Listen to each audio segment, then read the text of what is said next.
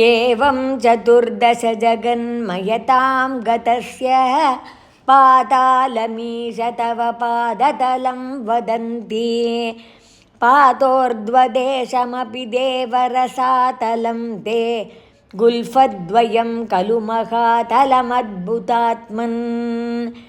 जङ्गे तलातलमतो सुतलं च जानु किञ्चोरुहुभागयुगलं वितलातले द्वे क्षोणीतलं जगनमम्बरमङ्गनाभिर्वक्षश्च शक्रनिलयस्तव चक्रपाणे ग्रीवामहस्तव मुखं च जनस्तपस्तु फालं शिरस्तव समस्तमयस्य सत्यम् एवं जगन्मयतनो जगदाश्रितैरव्यन्यैर्निबद्धवपुषे भगवन्नमस्ते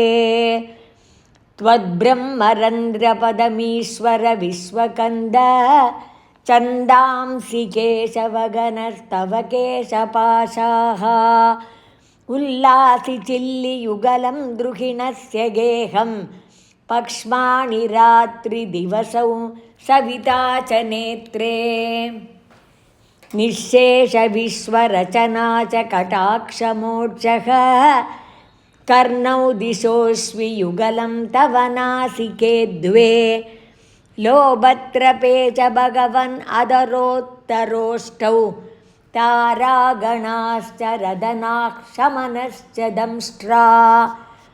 मायाविलासहसितं श्वसितं समीरो जिह्वाजलं वचनमीशशकुन्तपङ्क्तिः सिद्धादयस्वरगणा मुकरन्ध्रमग्निर्देवाभुजास्तनयुगं तव धर्मदेवः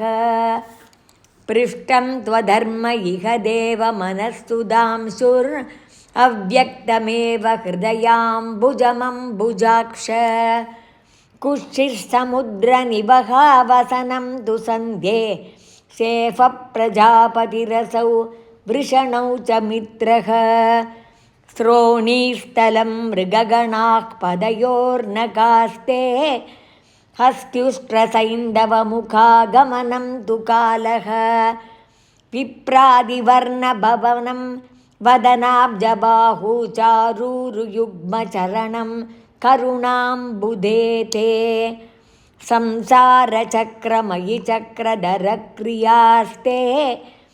वीर्यं महासुरगणोऽस्ति कुलानि शैलाः नाड्यः सरित्समुदयस्तरवश्च रोम जीयादिदं वपुरनिर्वचनीयमीश ईदृग्जगन्मयवपुस्तव कर्मभाजां कर्मावसानसमये स्मरणीयमाहुः तस्यान्तरात्मवपुषे विमलात्मने ते वातालयादिवनमोऽस्तु निरुन्दिरोगान् श्रीहरये नमः गोपिका जीवनस्मरणं गोविन्द गोविन्द आनन्दचिन्मयने शरणं श्रीचोट्टानिक्कर भगवति अम्मये शरणं नारायण अखिलगुरो भगवन् नमस्ते।